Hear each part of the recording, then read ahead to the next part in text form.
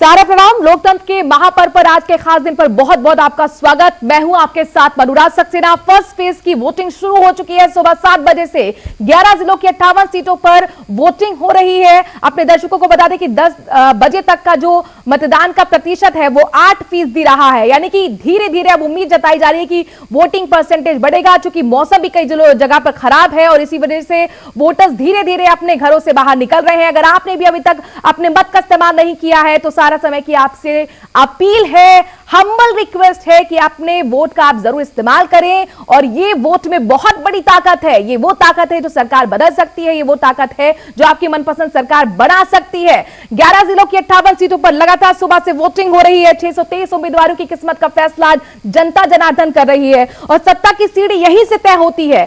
First phase का चुनाव बेहद अहम होता है, क्योंकि किस पार्टी की हवा है, किस पार्टी की लहर है, बुनियाद यहीं से रखी जाएगी। और इसीलिए लगातार सारा समय महा कवरेज आप तक पहुंचा रहा है। हमारे साथ जुड़ रहे हैं सारा समय के ग्रुप एडिटर रमेश अवस्थी जी और उनके साथ मौजूद है लखनऊ से डिप्टी सीएम केशव प्रसाद मौर्य, जो हमें बताएंगे कि आखिरकार जो बुनियाद की हम बात कर रहे हैं कि फर्स्ट फेज में वो जो माहौल बनेगा आखिरकार वो किसके पक्ष में बनने जा रहा है। इसके साथ ही सिराथू से इस बार खुद केशव प्रसाद मौर्य चुनावी मैदान में है, ताल ठोक रहे हैं। उनके कामों को लेकर जनता क्या सोच रही है। हमारे साथ सुशील तिवारी हमारे संवाददाता सिराथू से जुड़ेंगे और पश्चिमी उत्तर प्रदेश में चूंकि वोटिंग इस वक्त हो रही है, मेरठ से हमारे साथ ब्रजेश चौधरी जुड़ेंगे जो बताएंगे वोटर्स का मूड क्या है, मिजाज क्या है, उनके मुद्दे क्या है।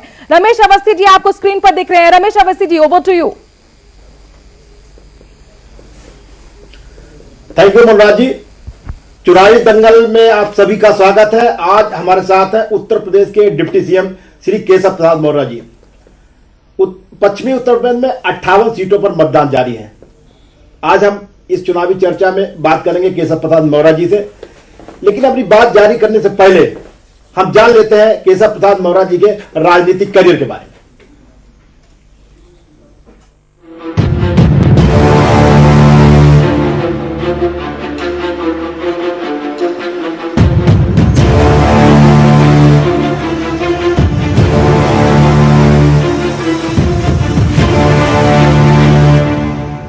उत्तर प्रदेश के उप मुख्यमंत्री केशव प्रसाद मौर्य का जन्म 7 मई सन 1969 में कौशाम्बी जिले के एक छोटे से कस्बे सिराथू में एक किसान परिवार में हुआ था। इनका बचपन बहुत कठिन था और इसी वजह से इन्हें चाय और अखबार बेचना पड़ता था।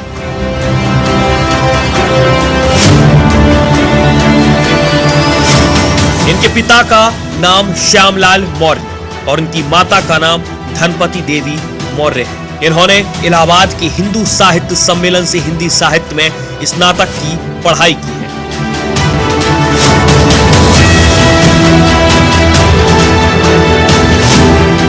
केशव प्रसाद मौर्य हिंदुत्व के मुद्दे पर हमेशा से मुखर रहे। केशव प्रसाद मौर्य एक लंबे समय तक विश्व हिंदू परिषद से जुड़े रहे। इसके साथ ही ये राष्ट्रीय स्वयंसेवक संघ से भी जुड़े रहे। एक अच्छा खासा समय इन दो संस्थाओं में गुजारने की वजह से उनकी राजनीतिक जड़ें मजबूत होती गई और जिससे इन्हें राजनीति में बहुत गहराई से उतरने में मदद मिली।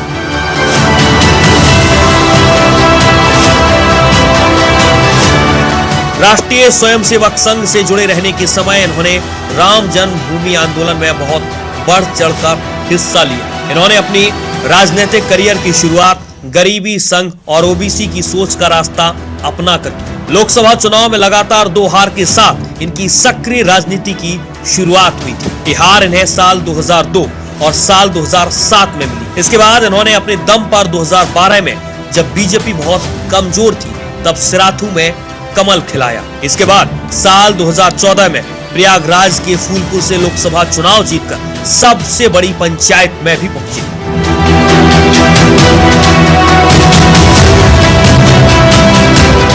उत्तर प्रदेश के कई क्षेत्र में कुशवाहा जाति फैली हुई है और स्थान परिवर्तन के साथ इनका उपनाम भी बदलता है। बीजेपी में केशव प्रसाद मौर्य का कद बढ़ने की वजह ये भी एक थी कि बीजेपी में ओबीसी नेता तो कई थे, लेकिन कुशवाहा के मौर्य जाति का कोई भी नेता नहीं था। मौर्य जाति की एक बहुत बड़ी संख्या उत्तर प्रदेश में होने की वजह से इस समय पर जातिगत राजनीति के बहुत काम आ सकते थे। बीएसपी और एसपी की राजनीति का एक तोड़ यहाँ से भी निकलते देखा जा सकता है।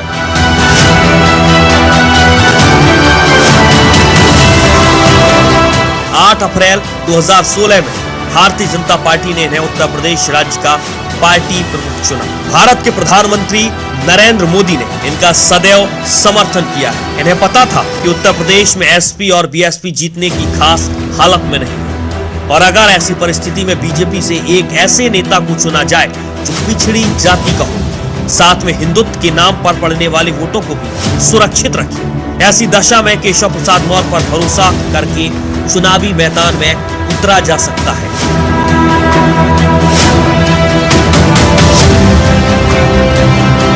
उत्तर प्रदेश विधानसभा चुनाव में इन्हें एक बहुत अहम भूमिका में देखा गया, और इसी भूमिका इन्हें उत्तर प्रदेश के उप मुख्यमंत्री के रूप में भी चुना गया।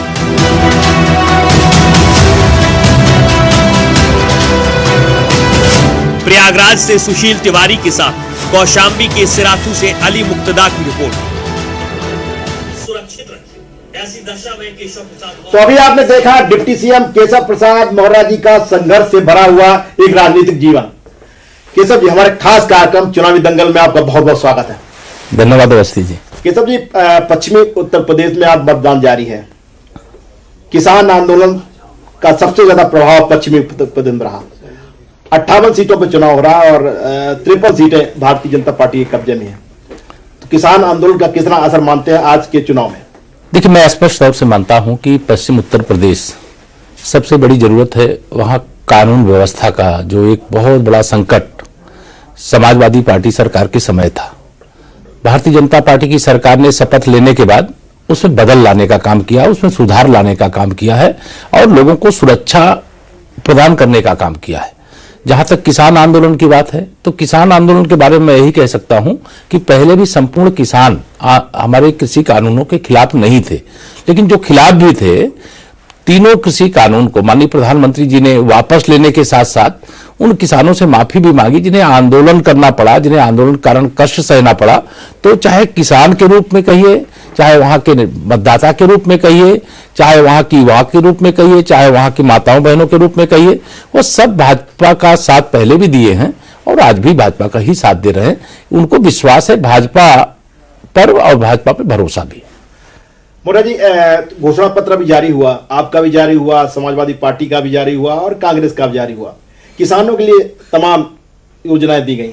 आपके घोषणा पत्र में ऐसा क्या खास है जिसमें माना जाए कि किसानों के लिए बहुत कुछ किया गया? देखिए, भारतीय जनता पार्टी जब से केंद्र में सरकार में आई है, तब से मेरे देश के, प्रदेश के ही नहीं, देश के किसी किसान को यूरिया के लिए लाठी नहीं खानी पड़ी। ये सबसे बड़ी उपलब्धि है। जहां तक मैं प्रदेश की बात करूं, तो प्रदेश में जब हमारी सरकार बनी थी 2017 में, हमने संकल्प पत्र में वादा किया था कि सरकार में आने के बाद हम किसानों के कर्ज को माफ करने का काम करेंगे। हमारी सरकार बनी तो कैबिनेट की पहली बैठक में 86 लाख किसानों के 36,000 करोड़ रुपए के कर्ज को माफ करने का काम किया।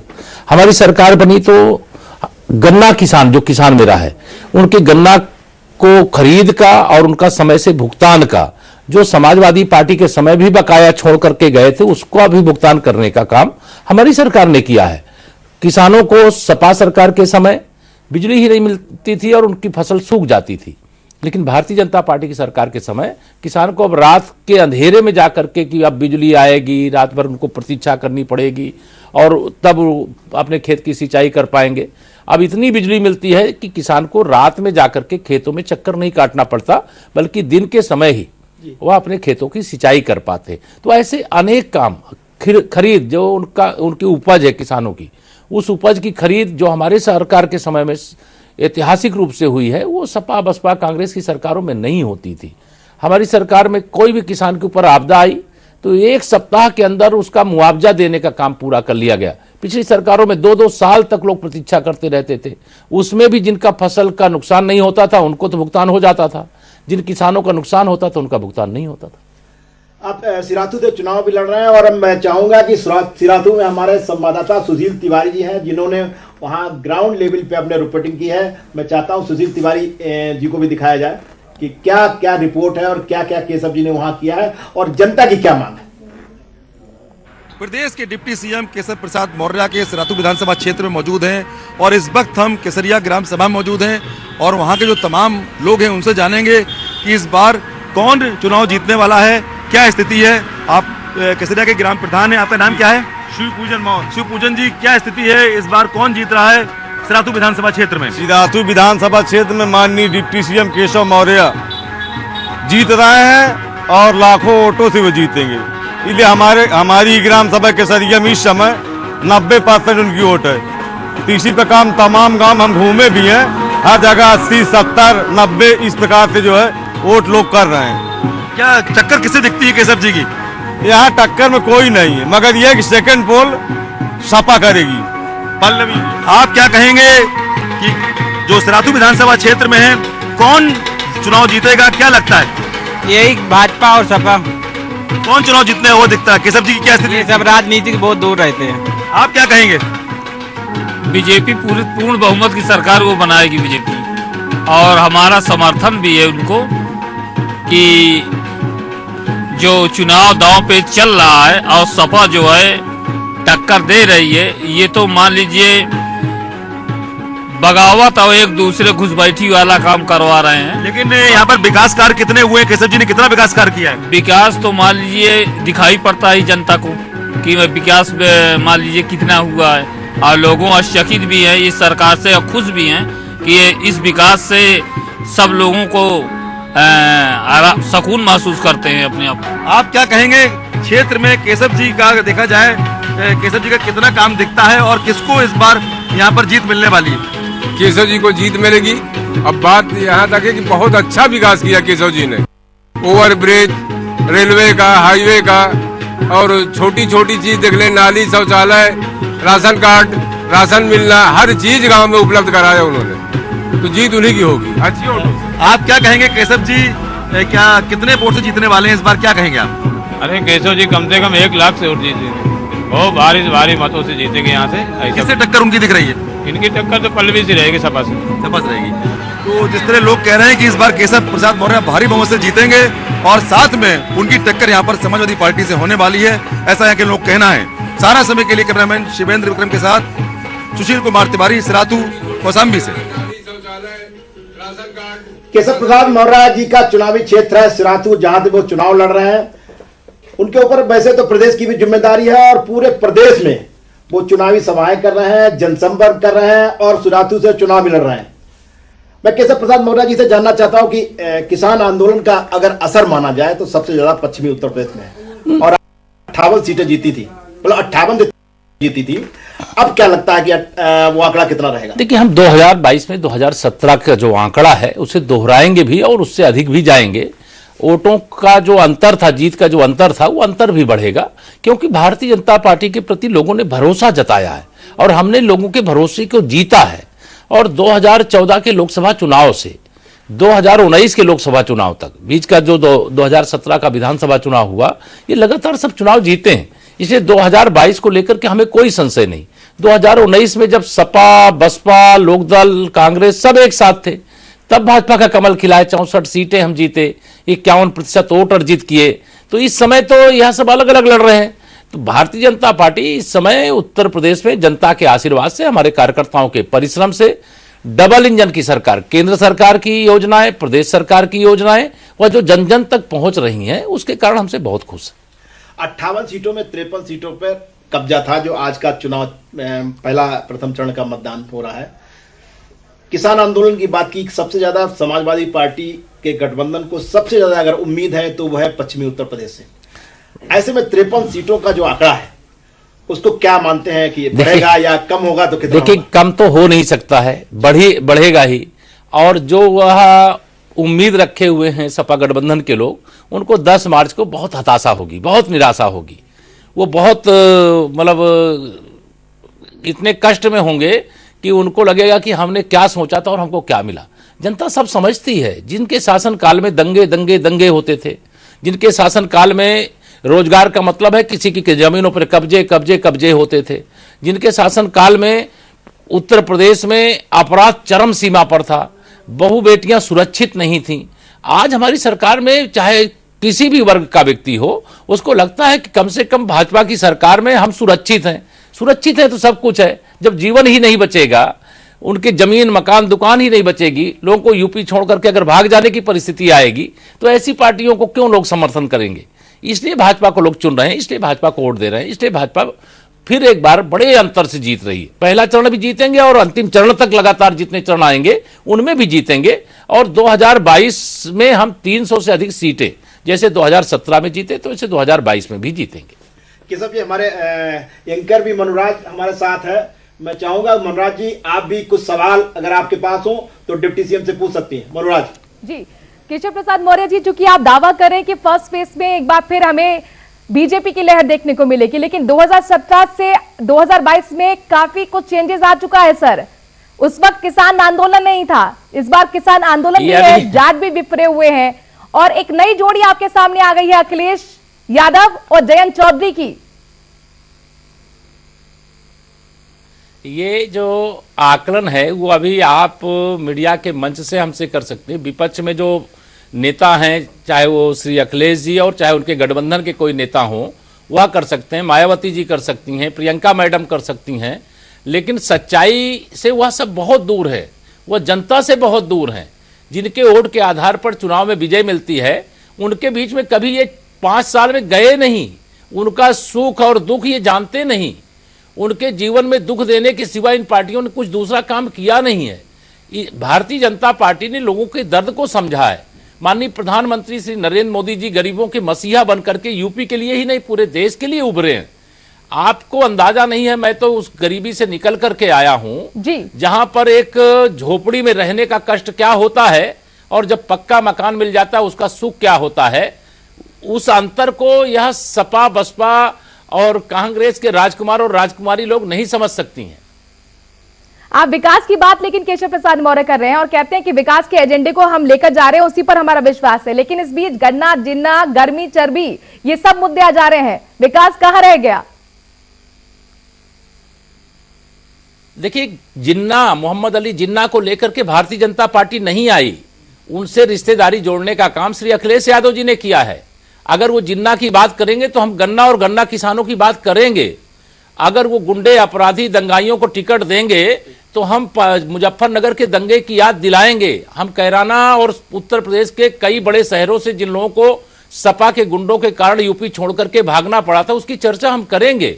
और अगर हम ये चर्चा नहीं करेंगे तो हम अपने राजनीतिक दायित्व का निर्वहन नहीं करेंगे।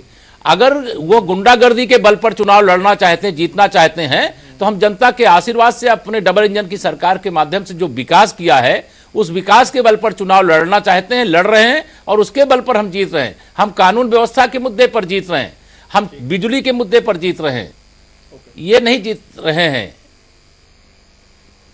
जी, तो सत्ता की सीढ़ी यहीं से तय होती है। तमाम सवाल जवाब हमारे लगातार जारी हैं। डिप्टी सीएम केशव प्रसाद मौर्य हमारे साथ बने हुए हैं, ग्रुप एडिटर रमेश अवस्थी जी भी हमारे साथ लखनऊ से बने हुए हैं। रमेश अवस्थी जी, अपने सवाल आप पूछ सकते हैं।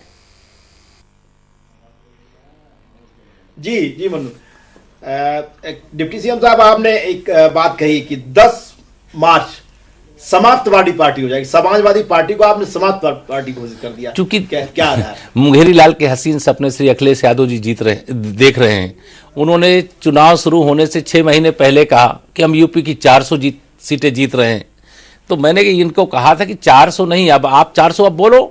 अब उनको साहस नहीं हो रहा 400 बोलने का, अब 40 बोलने का भी साहस नहीं कर पा रहे हैं, क्योंकि उनको इंटरनल रिपोर्ट मिल गई है कि पश्चिम से लेकर के पूरब तक सपा का सुपड़ा साफ हो गया है। सपा गठबंधन को लोगों ने नकार दिया है, रिजेक्ट कर दिया है, क्योंकि सपा माने गुंडागर्दी की वापसी। ये कह रहे नई सपा है। श्री अखिलेश यादव जी वही हैं जिनके मुख्यमंत्री रहते हुए यूपी में दंगे हुए, जमीनों पर कब्जे हुए, लोगों की हत्याएं हुई, महिलाओं के साथ बड़े घिनौने अपराध हुए। तो उन श्री अखिलेश यादव जी को यूपी जनता कैसे भुला सकती है? जब श्री अखिलेश यादव वही हैं तो सपा नहीं कैसे हो सकती है? जब उनके चच्चा आजम खां वही हैं तो फिर सपा नहीं कैसे हो सकती है? अगर नाहिद हसन जो कैराना से प्रत्याशी सपा के हैं अगर वही हैं तो सपा नहीं कैसे हो सकती है? ये वही सपा है जिससे जनता खपा थी और आज भी खपा है। चलिए एक बार फिर आपके चुनावी क्षेत्र में चलते हैं, जहां केशव प्रसाद मौर्य जी जब जिस स्कूल में पढ़े थे वहां के जो टीचर हैं जिन्होंने उनको पढ़ाया था वो क्या कहते हैं, आइए देखते हैं सिराथू से। प्रदेश के डिप्टी सीएम केशव प्रसाद मौर्य का बचपन सिराथू में बीता और उन्होंने जो प्रारंभिक शिक्षा है वो भी सिराथू में ही यहाँ पर की, और साथ में जो आदर्श पूर्व माध्यमिक विद्यालय है उसके शिक्षक जिन्होंने केशव प्रसाद मौर्य को पढ़ाया भी है। मैं इनसे जानूंगा, केशव प्रसाद मौर्य को आपने पढ़ाया है, क्या कहना है? केशव प्रसाद मौर्य जब बचपन में थे बहुत गरीबी झेल रहे थे, परिवार से भी कलह थी और इतना ये संघर्ष किए हैं। जब ये कक्षा 2, 3, 3, 4 में 3 से हमारे यहाँ पढ़े थे, 3 में जब पढ़ रहे थे तो इनकी इतनी गरीबी थी कि ये जाकर के दुकानों में चाय बनाने का काम, पकौड़ी बेचने का काम, अखबार का काम ये सब करते थे। फिर धीरे धीरे इनके अंदर ऐसी जिज्ञासा हुई कि यार हम आरएसएस से जुड़े। तो एक बद्री विशाल यहाँ के डॉक्टर साहब थे, उनसे जुड़ करके फिर आरएसएस में जाने लगे। तो क्लास कम लेते थे, हम लोग दौड़ दौड़ के बुला के लाला के नाम से कहते थे कि लाला चलो स्कूल चलो। तो कापी किताब की व्यवस्था करवा करके इनको विद्यालय में ला के पढ़वाते थे और स्कूल से नाम नहीं काटा जाता था। ये हमेशा बच्चों से स्नेह बहुत रखते थे, सारे बच्चों से, अध्यापकों से स्नेह रखते थे। हमारे विद्यालय में एक बार एक बहुत दूर का आदमी आया था, उसके पास 14 डिग्री कॉलेज चलते थे। उसी ये आगे प्रार्थना में खड़े बताया कि इनका नाम क्या है, तो हमने बताया कि केशव प्रसाद मौर्य। तो उसने कहा कि बहुत बड़ा भावी नेता बनेगा।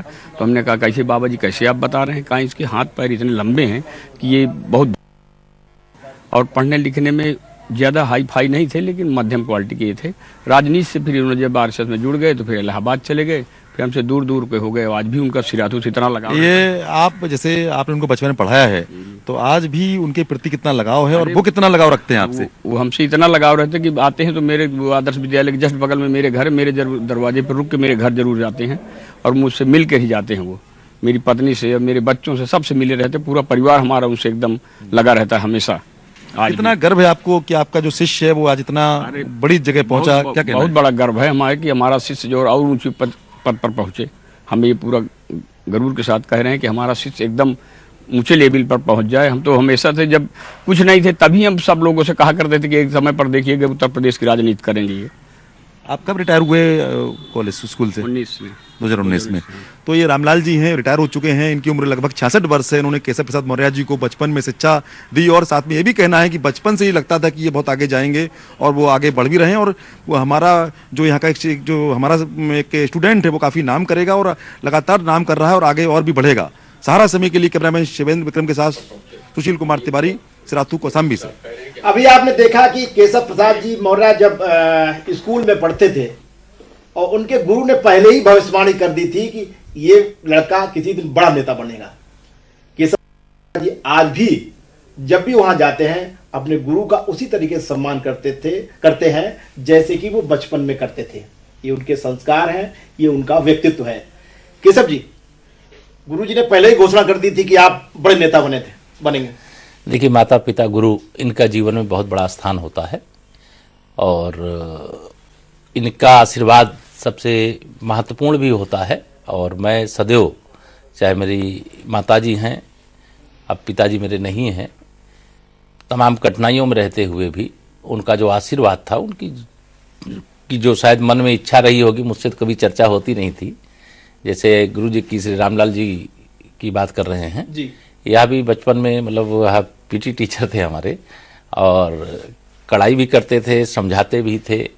लेकिन सब तरह की जो इसे पारिवारिक परिस्थितियां रहती हैं, उन सारी परिस्थितियों को ध्यान में रख करके पढ़ना भी है और परिवार की ज़रूरतों को पूरा करने के लिए कुछ करना भी है। तो दोनों के बीच में सामंजस्य बैठाते हुए, और मुझे पता भी नहीं था कि सार्वजनिक जीवन में, समाज जीवन में मुझे यहाँ पर आकर के कोई भूमिका अदा करनी होगी, जो मैं आज निर्वाह कर रहा हूँ।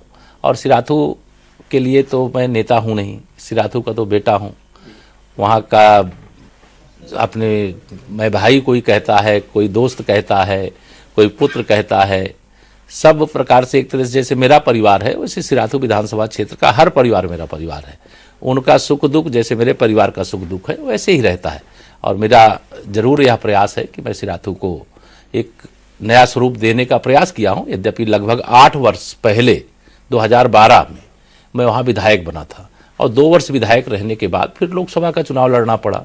लोकसभा चुनाव लड़ने के बाद फिर सिराथू से सीधे मतलब मैं विधायक सांसद रहे बगैर, सिराथू चूंकि जन्मभूमि है तो जन्मभूमि और अगर है और वहाँ मेरे जिम्मे आज उत्तर प्रदेश की 403 विधानसभा सीटों में कुछ करने का अवसर है, तो मैंने सभी प्रदेश के 402 विधानसभाओं के साथ साथ अपनी इस विधानसभा का भी पूरा ध्यान रखा कि बहुत पिछड़ा हुआ क्षेत्र था। आज सिराथू को लेकर के आपसे भी मैं जब चर्चा कर रहा हूँ, मैं स्वयं चूंकि प्रत्याशी हूँ, मैं स्वयं उत्तर प्रदेश सरकार में उप मुख्यमंत्री हूँ, लेकिन सिराथू के एक लाल के रूप में, बेटे के रूप में मुझे भी खुशी होती है कि सिराथू को लेकर के आप चर्चा कर रहे हो और सिराथू का नाम प्रदेश में नहीं पूरे देश में हो रहा है। मौर्या जी, सिराथू में जिस तरीके से लोग आपको स्नेह देते हैं, आप भी लोगों को स्नेह देते हैं, आपकी लोकप्रियता है वहाँ पे, और जब अगर देखा जाए तो जो जातीय समीकरण है, वो जातीय समीकरण ऐसा लगता है कि भाजपा के विपरीत है, उसके बाद भी वो जातीय समीकरण का आपने बिल्कुल अलग करके वहाँ पे जो अपना एक पहचान बनाई है, लोगों के साथ जो अपनापन किया है, यही कारण है कि तमाम अन्य जातियों के भी लोग जी आपको वोट दे रहे हैं। क्या यही कारण है कि पूरी समाजवादी पार्टी यानी पूरा गठबंधन पूरा आपको घेरने में जुटा हुआ है कि किसी तरीके से केशव प्रसाद मौर्य को वहां से हराया जाए, लेकिन उसके बाद भी कुछ जो मैं देख रहा हूं दाल नहीं गल पा रही। देखिए, मैं जो समझता हूं सिराथू विधानसभा क्षेत्र हो या उत्तर प्रदेश हो, मैं मानता हूं और मेरी पार्टी की यही विचारधारा है कि हम समाज को बांट करके, समाज को लड़ा करके और राजनीति करने की जगह हम जो अगड़ा वर्ग है, जो पिछड़ा वर्ग है, जो अनुसूचित वर्ग है, इसको एक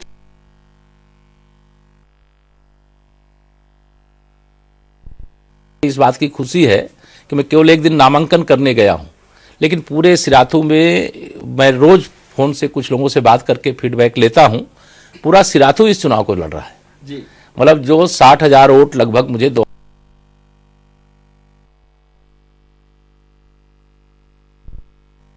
और जनता को भी लगता है, जिनसे कई बार इधर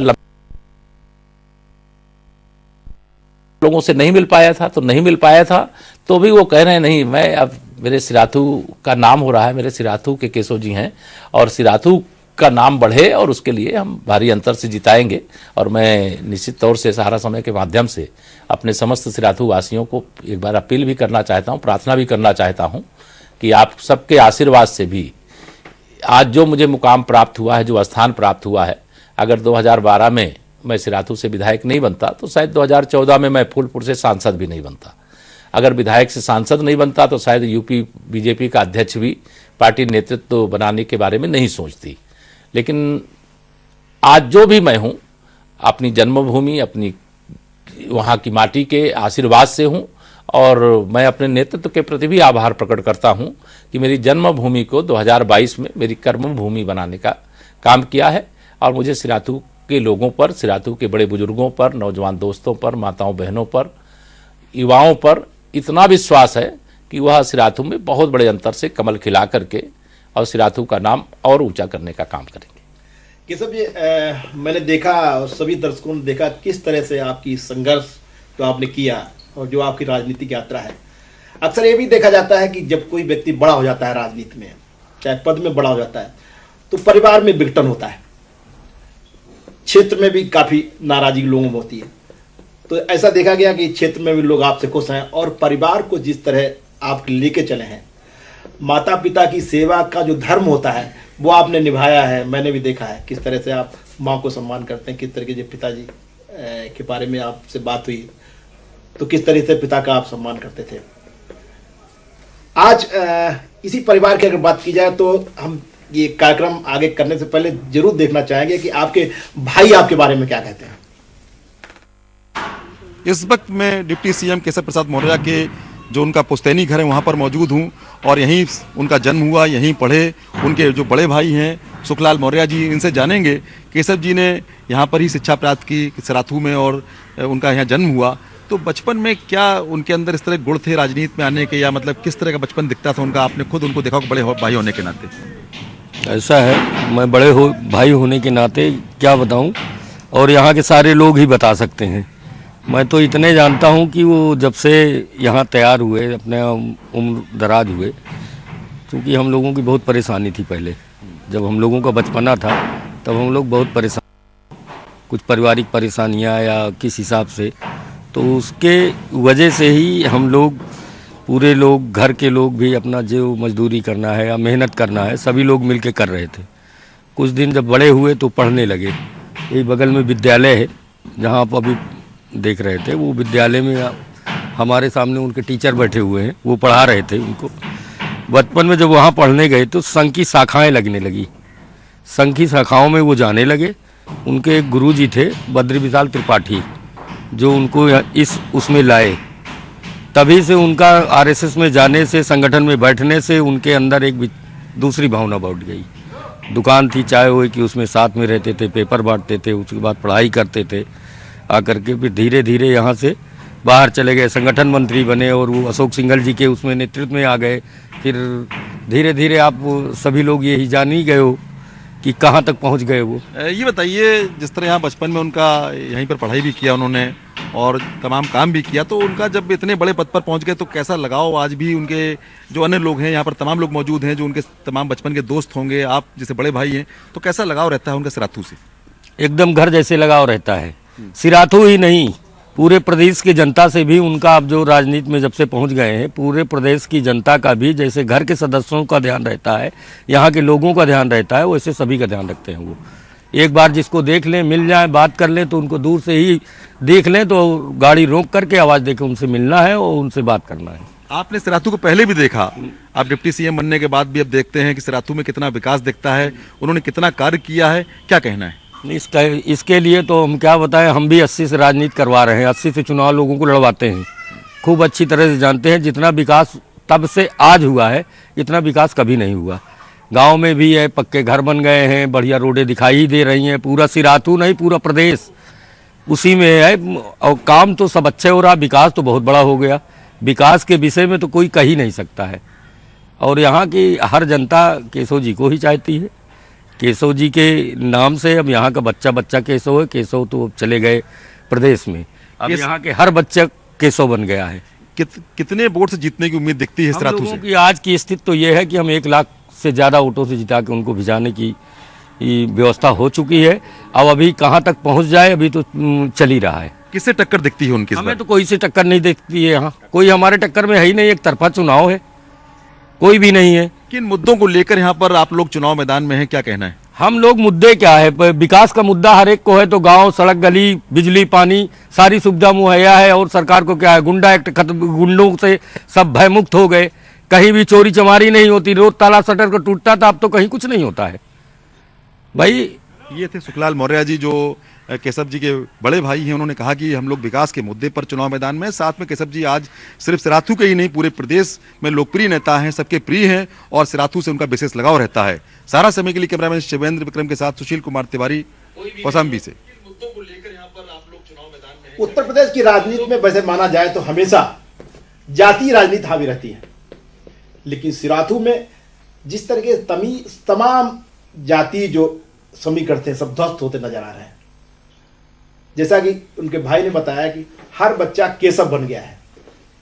मेरे साथ मनुराज है। मनुराज जी, मैं चाहूंगा कि पश्चिमी उत्तर प्रदेश में मेरठ में, और जहां पूरे वेस्टर्न यूपी में मतदान हो रहा है, और मेरठ में हमारे संवाददाता ब्रजेश चौधरी जी हैं, मैं चाहता हूं कि क्या मतदान की स्थिति है और मतदान कैसा चल रहा है, और इस समय क्या किसान आंदोलन जो हुआ था उसका क्या असर कुछ वहां के मतदाताओं पर दिख रहा है, जरूर उनसे बात करें।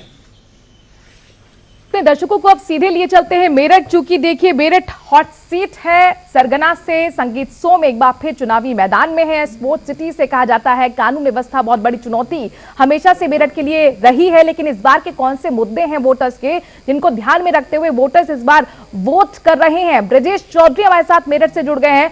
ब्रजेश, जिसके जाट उसी के ठाट कहा जाता है, पश्चिमी उत्तर प्रदेश में इस वक्त वोटर्स के क्या मुद्दे हैं? किस सीट पर आप मेरठ से?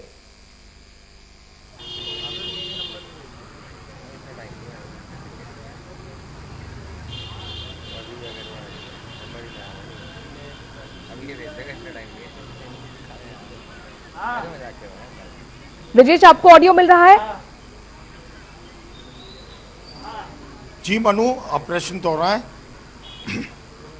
ब्रजेश, मेरा सवाल यह है, जाट बाहुल्य मेरठ और बागपत जिला कहा जाता है, मेरठ की सीट पर आप मौजूद हैं। वोटर्स का वहां मिजाज, वोटर्स के मुद्दे क्या आपने बात की होगी? किस तरह का वहां का वोटर्स के मुद्दे समझ में आपको आ रहे हैं और कितना जोश और उत्साह वहां पर? देखिए, मैं मेरठ के कैंट इलाके में आज मनु खड़ा हुआ हूँ, और ये सबसे बड़ी बात ये है कि ये बीजेपी की छपरौली कहा जाता है। पिछले 7-8 चुनाव से यहाँ बीजेपी का ही अपना पूरा दबदबा रहा है और इस बार भी ये माना जा रहा है सही है। लेकिन अब सबसे बड़ी खास बात यह है कि जो युवाओं में उत्साह है वो देखते ही बनता है। मेरे साथ कई युवा खड़े हैं, इनकी सबसे बड़ी बात यह है कि ये पहली बार वोट डाल रहे हैं। तो आज पहले सबसे एक बिटिया से बात करते हैं। क्या नाम है आपका? वेदिका, आप पहली बार वोट डाल रही हैं, क्या सोच के वोट डाल रही हैं कि क्या एक्साइटमेंट रहा होगा वोट डालने के? बस मुझे बहुत खुशी है कि मैं पहली बार वोट डाल रही हूँ। मुझे बहुत खुशी है कि मैं पहली बार वोट डाल रही हूँ। मैं पहले से ही बोलती आ रही थी कि मम्मी जी जल्दी से वोट बनवा दो, मुझे वोट देनी है। फाइनली आज मैंने फर्स्ट टाइम वोट दिया और पहली बार दी। तो क्या सोचा उसमें जो मुद्दे हैं, स्टूडेंट्स के मुद्दे, यूथ के मुद्दे या लोकल मुद्दे, क्या सोचा, क्यों वोट दिया, किस तरह? बस मेरा बीजेपी हमेशा से ही अगर देखा जाए तो बीजेपी ने बहुत विकास किया है अपने उसमें बहुत विकास किया है, बच्चों की पढ़ाई में भी, एजुकेशन में भी बहुत ज़्यादा। बस मैं इतना कहना चाहूँगी कि देश की हर युवती की तरफ से हिजाब का वो बंद होना चाहिए जी। हिजाब का मतलब हिजाब पसंद नहीं है। हाँ। चलिए कोई ये और हैं, आपने पहली बार वोट डाला? हाँ जी। क्या सोच के डाला, क्या मन में था कि मैं वोट डालने जा रहा हूँ, क्यों वोट डालने जा रहा हूँ? डेवलपमेंट के ऊपर डाला कि डेवलप बहुत अच्छा हो रहा है, मतलब रोड्स वगैरह बहुत अच्छी हो गई हैं, हम जल्दी पहुंच जाते हैं कहीं भी, ये सब देख कर डेवलप। लोकल डेवलपमेंट देख के नेशन वाइड या स्टेट वाइड? सब जगह डेवलपमेंट हो रहा है, स्टेट में भी बहुत अच्छा हो रहा है, लोकल में भी हो रहा है, नेशनल वाइज भी बहुत अच्छा हो रहा है। अच्छा, आप इधर आई, आप कुछ डिप्टी सीएम केशव मौर्य जी हैं हमारे साथ, उनसे कुछ पूछना चाहेंगे कि क्या कोई सवाल आपके मन में? क्या कोई यूथ को लेके क्या डेवलप चाहते हैं और क्या चाहते हैं? इतना गवर्नमेंट ने किया है और क्या डेवलपमेंट चाहते हैं? गवर्नमेंट अभी और आगे डेवलपमेंट करेगी और यही गवर्नमेंट आएगी। कि मेरा सवाल ये है केशव जी से कि पश्चिम उत्तर प्रदेश को लेकर संकल्प पत्र जो जारी किया गया, तो एक दिन पहले, मतदान से एक दिन पहले किया गया, इसको लेकर क्या जो एक असर होना चाहिए था मतदान का उतना हो पाएगा कि और उससे ज़्यादा उम्मीद करते थे? हम लखनऊ चलते हैं। केशव प्रसाद मौर्य डिप्टी सीएम हमें साथ लगातार बने हुए हैं, सवालों का जवाब दे रहे हैं। केशव प्रसाद मौर्य जी, अगर आप तक आवाज पहुंच रही हो, फर्स्ट वोटर्स हैं यानी यूथ वोटर्स से भी हमारे संवाददाता ने बात की और वो कह रहे हैं कि हम विकास की उम्मीद के साथ वोट कर रहे हैं। ऐसे कौन से विकास के मुद्दे जिनसे आपको उम्मीद है कि वोटर्स इस बार आपको चुनेंगे? देखिए, जो युवा होता है वो बहुत बुद्धिजीवी होता है। कहने के लिए वो वोट डालने के लिए जा रहा है, लेकिन वह अपना वर्तमान भी और अपना भविष्य भी दोनों को ठीक प्रकार से समझता है। डबल इंजन की सरकार ने जो हमारा 5 साल का प्रदेश का कार्यकाल है और 7 साल से अधिक का केंद्र का कार्यकाल है, हमने पारदर्शिता पूर्वक युवाओं के उज्जवल भविष्य के लिए भी बहुत अच्छा काम किया है। पहले प्रदेश में बिना रिश्वत दिए नौकरी मिलना असंभव था।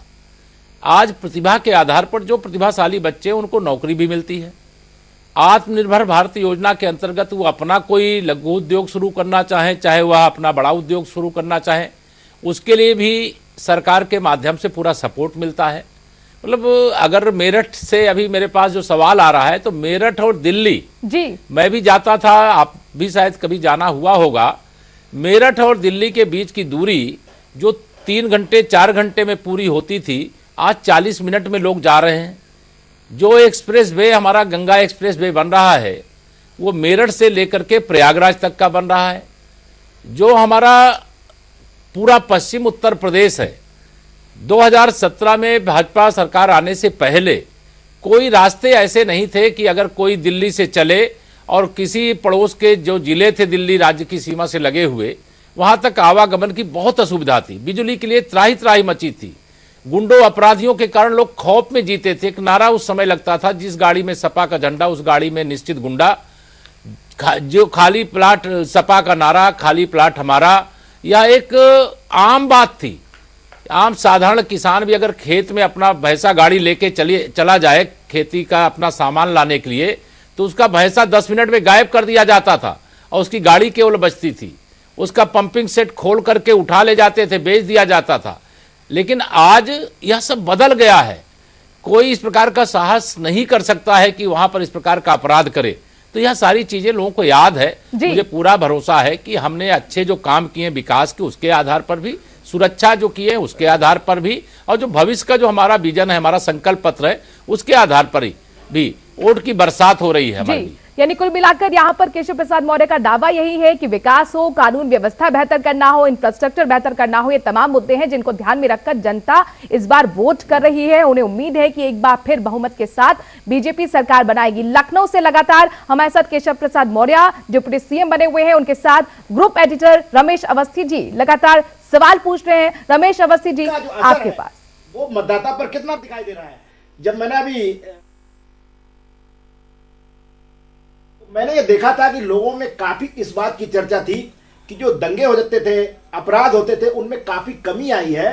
ये सीधा सीधा आधार दिख रहा है। लेकिन आज मतदान हो रहा है, क्या मतदान में ये असर है? मनु, मैं चाहता हूं जरूर ये बात हमारे संवाददाता ब्रजेश चौधरी से पूछी जाए। मनु, ब्रजेश चौधरी, आपके पास लखनऊ से सवाल आया है।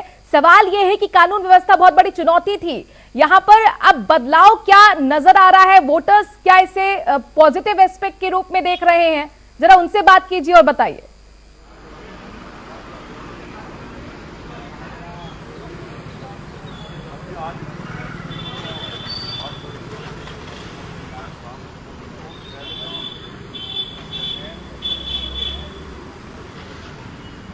ब्रजेश, आवाज आप तक पहुंच रही है?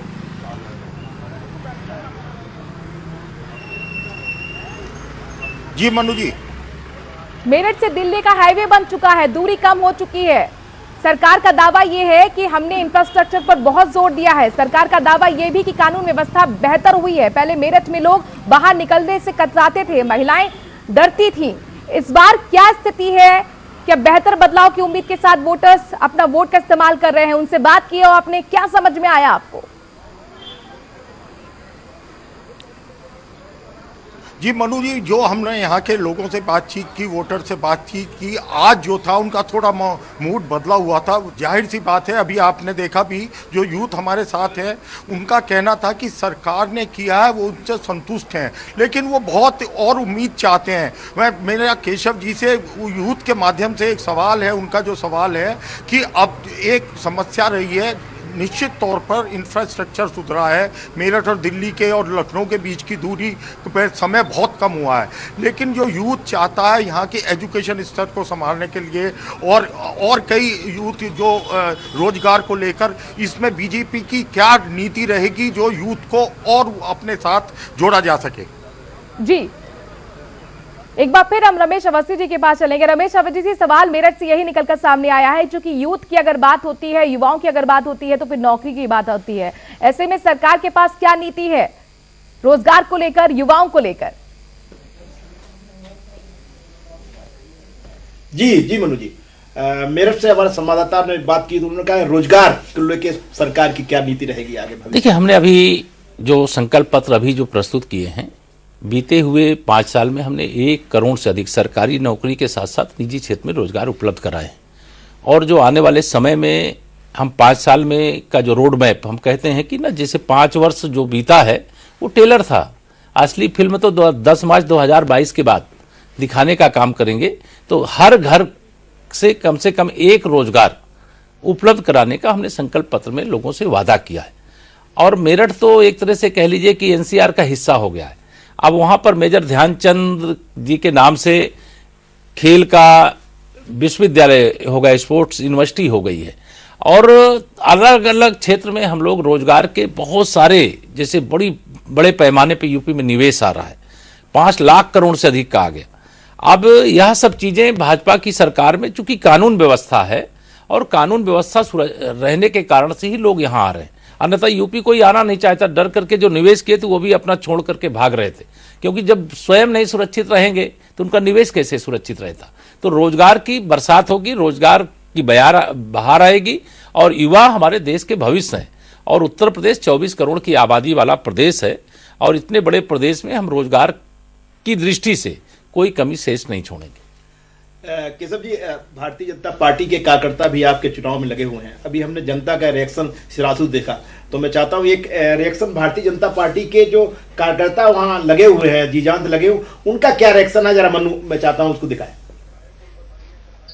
हमें प्रदेश के डिप्टी सीएम केशव प्रसाद मौर्य के सिराथू विधानसभा क्षेत्र में मेरे साथ में तमाम जो ऐसे लोग हैं जो उनके प्रचार में लोग लगे हुए हैं। मेरे साथ धर्मराज मौर्य जी हैं जो कि कौशाम्बी के जिला उपाध्यक्ष हैं बीजेपी के। इनसे जानेंगे कि आप लोग प्रचार कर रहे हैं, लगातार आप क्षेत्र में घूम रहे हैं, हम देख रहे हैं किस तरह प्रचार चल रहा है, आपका क्या कहना है? और सबसे पहले तो आपको बहुत बहुत धन्यवाद, आप हम लोगों को देख करके रुके और हम सब लोगों को प्रचार के माध्यम से पूछना चाहें। हम ये बताना चाहेंगे भारतीय जनता पार्टी का प्रचार तो कभी बंद नहीं होता। भारतीय जनता पार्टी चुनाव की पार्टी नहीं है, भारतीय जनता पार्टी सदैव सेवा की पार्टी है और सदैव जनता के बीच में रहने वाली पार्टी है। चाहे कोरोना काल रहा हो, चाहे किसी प्रकार की आपत्ति आती है, भारतीय जनता पार्टी जनता की सेवा में सड़कों पर रहती है। भारतीय जनता पार्टी घर में बैठने वाली पार्टी नहीं। मेरे साथ में बीजेपी के युवा अध्यक्ष हैं जो कि यहाँ के अध्यक्ष हैं सुप्रकाश जी, सुप्रताप जी, आप क्या कहेंगे, किस तरह केशव जी का प्रचार कर रहे हैं आप? भाई साहब, हम माननीय केशव जी के विकास के नाम पर प्रचार कर रहे हैं और माननीय जी ने जो यहाँ कौशाम्बी में जिस तरीके विकास किया है, पुल और रोडों का जाल बिछा दिया है और गरीब जनता में वो निवास करते हैं, ऐसे मिलकर हम लोग सब पूरी जनता उनके साथ है। भारतीय जनता पार्टी और सिराथू की आम जनता भी उनके साथ इतना ललायित है वोट करने के लिए कि इस बार वो 1 लाख पार के नारे के साथ ही कौशाम्बी से और सिराथू से जीतकर लखनऊ जाएंगे। क्या लगता है इस बार चुनाव में कितनी बड़ी सफलता मिलने वाली केशव जी को? बहुत बड़ी सफलता मिलने वाली है और हम चुनाव जीतेंगे अपने कामों के दम पर। और माननीय केशव प्रसाद मौर्य जी हमारे क्षेत्र में नहीं, पूरे उत्तर प्रदेश में अच्छा काम किए हैं। रोड है,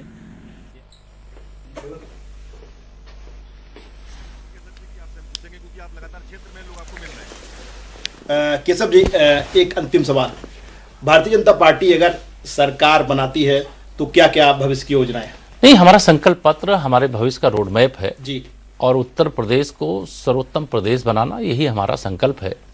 देश के प्रधानमंत्री माननीय श्री नरेंद्र मोदी जी, वह भी यूपी से सांसद हैं, वह भी चाहते हैं जब तक यूपी हमारा आगे नहीं बढ़ेगा तब तक देश को हम आगे बढ़ाने का जो कार्य है वो अधूरा मानते हैं। इसलिए उत्तर प्रदेश को आगे लेकर के चलना, उत्तर प्रदेश को विकास के एक नए कीर्तिमान खड़े करना, ये हमारा प्रयास है। और निश्चित तौर से आने वाले समय में उत्तर प्रदेश एक बदला हुआ प्रदेश, एक बदला हुआ स्वरूप, एक बदला हुआ एक माहौल आपको देखने को मिलेगा। एक और अंतिम सवाल कि प्रधानमंत्री जी ने आपके लिए कहा है कि ये हमारे हनुमान है, तो इसका आशा हम क्या? नहीं, माननीय प्रधानमंत्री जी की कृपा है, वो हमारे सर्वोच्च नेता हैं और मेरे जैसे कार्यकर्ता का उत्साहवर्धन करना मैं गौरवान्वित महसूस करता हूं। और हनुमान कहना माने कि कार्यकर्ता के रूप में आप परिश्रम, मतलब राष्ट्र काज, राम काज और जनता का काज किए बिना मोहि नहीं विश्राम, मतलब विश्राम नहीं करना है, काम करना है, सेवा करना है। यह उनका एक तरह से प्रेरणा का संदेश था। जी, बहुत बहुत धन्यवाद, आप हमारे कार्यक्रम में आए। ये थे केशव प्रसाद मौर्य जी। इनका कहना है कि अगर भारतीय जनता पार्टी सरकार में आती है तो उत्तर प्रदेश में बहुत विकास की योजनाएं और आएंगी और सर्वोत्तम प्रदान जाएगा। शुक्रिया रमेश अवस्थी जी और शुक्रिया डिप्टी सीएम केशव प्रसाद मौर्य के साथ खास चर्चा आप देख रहे थे लखनऊ स्टूडियो से।